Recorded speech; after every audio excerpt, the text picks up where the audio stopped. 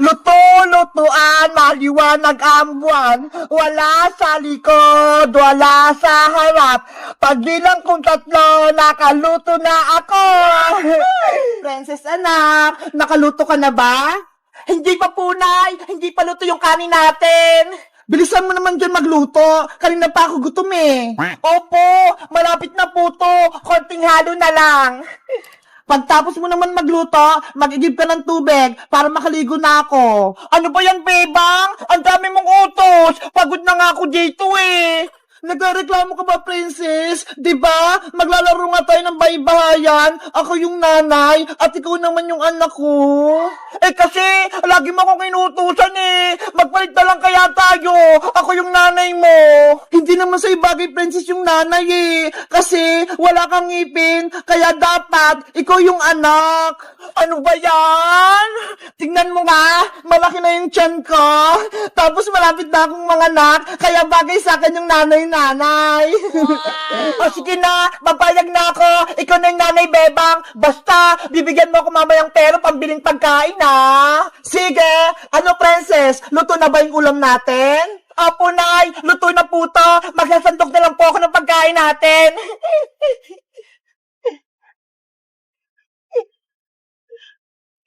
Yahoo! Ang bango ng ulam. Excited akong kumain.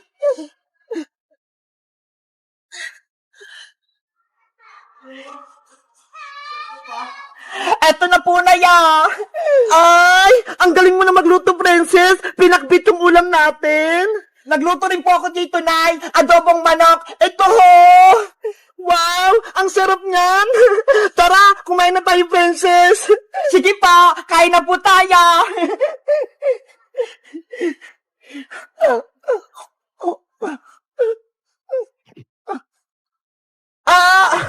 Princess! Yung tiyan ko! Masakit! Nanay! Ano po nangyari sa inyo? Princess! Manganak na ata ako! Lalabas na yung kapatid mo! Yay! Magkakaroon na akong kapatid na baby! Huwag ka munang masaya! Tulungan mo ko! Ano pong gagawin ko, Nay? Hindi ko po alam! Tawagin mo si Maring Iska! Siya yung magpapanak sa akin! Sige po, Nay! Alis na po ako! Aray!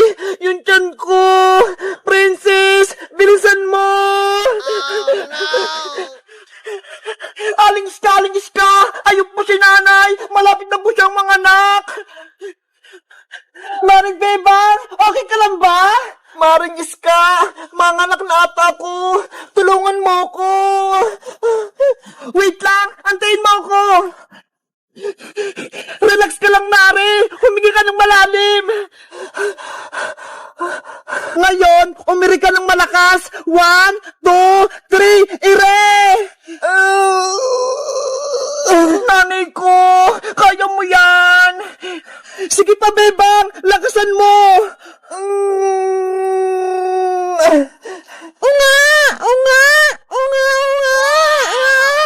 Maring Bebang! Lumabas na yung anak mo! Yahoo! May kapatid na ako! Ang cute-cute niya!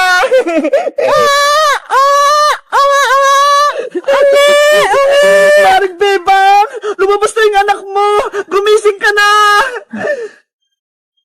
Princess! Si nanay mo! Hindi na gumagalaw! Nanay!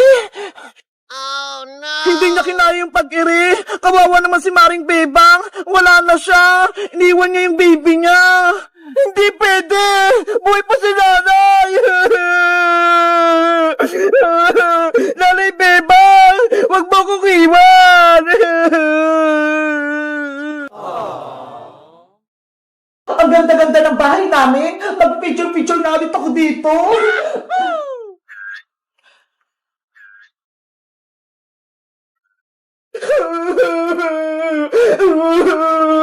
Ayoko na dito sa bahay. May kapatid pala ako. Hindi ko alam. Bebang anak, sorry. Hindi ko sinabi sa'yo. Si nanay, nagsinungaling niya sa akin. Hindi niya sinabi na may ate pala ako. Nalayas na ako dito sa bahay.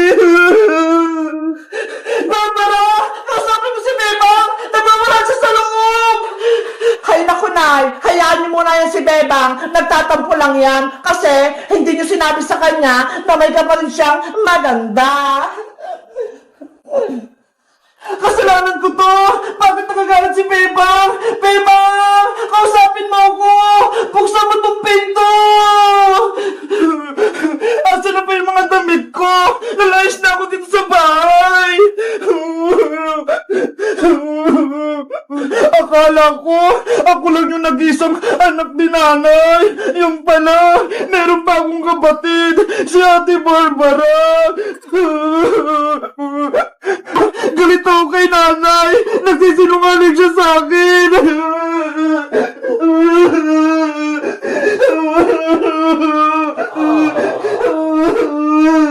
Bebang anak, buksan mo tong pinto. Mag-usap tayo. Ayaw ko sa'yo, Nay. Nagtatampo ako. Sabi mo sa akin dati, ako lang yung anak mo. Yan pala, may kapatid ako. Sa Ate Barbara. Oo, mali ako, Bebang. Hindi ko sa'yo sinabi na may kapatid ka. Dahil ang ate mo, kasama ng tatay mo sa Manila. Akala ko kasi, hindi na siya uwi dito. Kaya hindi ko sinabi sa'yo. Gulong-gulo yung isip ko. Hindi ko alam kung magiging masaya pa ako o hindi. Dahil nandiyan na si Ate Barbara. Kaya nga buksan mo tong pinto, Bebang. Mag-usap tayo ng mabuti. Magpapaliwanag ako. Hindi ako niniwala sa'yo, Nay. Alis na kami dito ni Big Bird. Big Bird!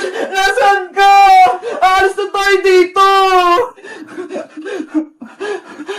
Ay, si Big Bird. Tara na. Namas na tayo dito. Ay, naku! Nakaharap pala si nanay sa may labas! Paano kami makakalis dito? Barbara! Ikaw na magkapag-usap sa kapatid mo! Baka pakinggan ka niya! Mamaya, nanay! Nag-selfie ako rito sa bahay natin eh! Iingitin ko rin yung mga friends ko!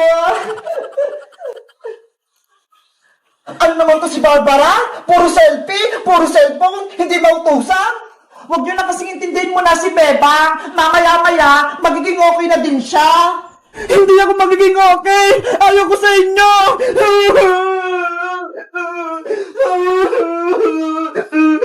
Ang okay naman ito ni Bebang. Akala mo naman, ang ganda-ganda. Well, mag-selfie na nga lang ulit ako. Yahoo! Anong gagawin ko, Big Bird? Masama yung loob ko kay nanay. Hindi ko rin alam kung kakausapin ko si Ate Barbara. Hindi ko alam yung ugali niya. Mabait ba siya? Masungit? Matapang? Hindi ko alam kung magiging close kami. Hindi ko alam yung pakiramdam ng may kapatid. Sana, hindi na lang siya nagpakita dito sa bahay at hindi ko na rin nalaman na may kapatid ako.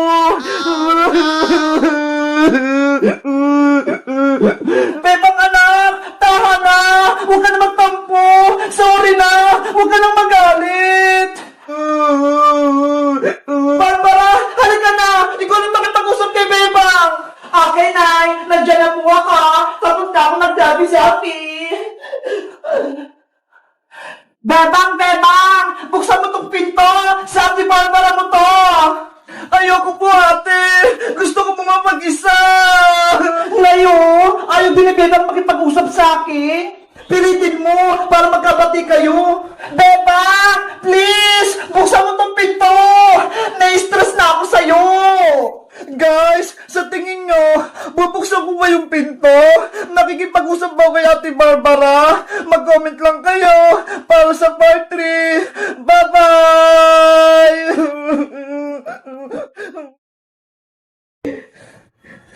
Ayan! Malapit ko nang matapos nung dinadrawing ko si Among Us!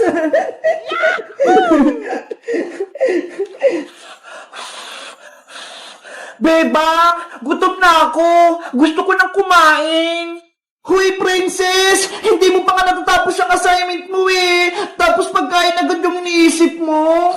Pero Bebang, gusto ko na magmerienda. Nanghihina na yung katawan ko. Tignan mo nga oh. Hindi ko na madrawing si Among Us. Bahala ka. Basta ako, tatapusin ko muna itong pinagagawa ni Teacher Magda. Kumain na kasi muna tayo, Bebang. Mamaya na yung assignment na yan. Eh, paano? Wala namang pagkain dito sa bahay eh. Anong kakainin natin? Ano ba yan? Gutom na gutom pa naman ako. Tahong! Bumili na kayo ng tahong! O, Bebang! Naririnig mo ba yun? May nagtitinda ng tahong sa kalsada! Tahong kayo dyan! Masarap to! Tahong! Ayo nga no! Tara! Bumili mo na tayo ng tahong, Princess! Gusto ko rin yun! Kukunin natin itong mga baso, lalagarin ng tahong! Eto sa'yo isa, Bebang Mamaya ka na assignment bibili muna kami ng tahong ni Princess!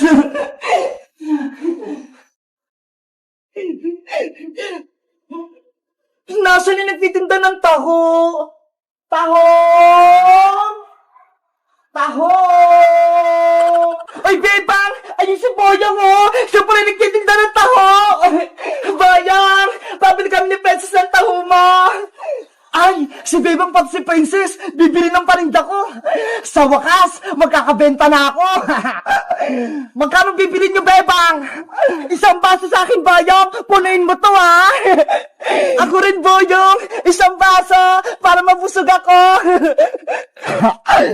20 pesos ang isang baso. Akin na yung mga bayad nyo. Sigurista ka naman, Boyong. Magbabayad naman kami, Akin na, Princess! Baka sabihin mo utang tapos hindi ka magbayad. Eto na yung bayad ko. Eto naman yung bayad ko. Yahoo! May 40 pesos na ako. Sigurado yung mga masarap yan tao mo, Boyong, Dapat mainit-init pa yan. Oo naman! Oh no! Isang baso kay Bebang, isang baso kay Princess.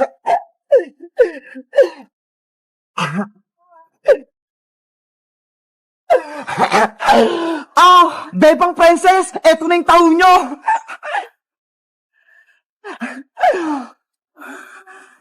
Hala, Boyong, ano to? Bakit taho nyo nasa baso? Kaya nga, ang baho-baho pa, tapos hindi pa luto. Tahong naman talaga yung binibenta ko, Sabi ko, tahong, hindi taho. Ano ba yan? Ang pagkakarinig namin? Taho? Yun pala, tahong. Magmimerienda pa naman sana kami ni Princess. Hay, Bayang! Ayaw ka nitong tahong mo! Hindi to makakain! Ibalik mo yung pera ko! Naku, hindi na pwede, Princess, no? Nagbayad na kayo, kaya akin na yung pera nyo. Madaya ka naman, Boyong. Dapat, sa palengke ka nagtitinda nitong tahong na to. Hindi dito sa may kalsada. Akala tuloy namin, taho yung binibenta mo.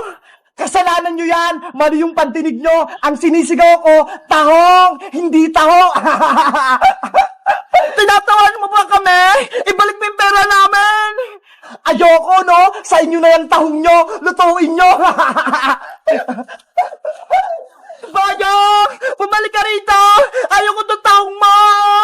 Tara na nga, Princess! Bumalik na tayo sa loob! Tapusin na lang natin yung assignment natin! Ano ba yan? Gutom na ako Tahong! Tahong! Bumili na kayo ng tahong! Hello guys! Magandang araw! Ako si Boyong! Si Bebang, pati si Princess, akala nila tahong yung binibenta ko! Kayo guys, bumibili rin ba kayo ng tahong sa kalsada? Anong favorite yung merienda? Mag-comment lang kayo! Bye-bye! Tahong!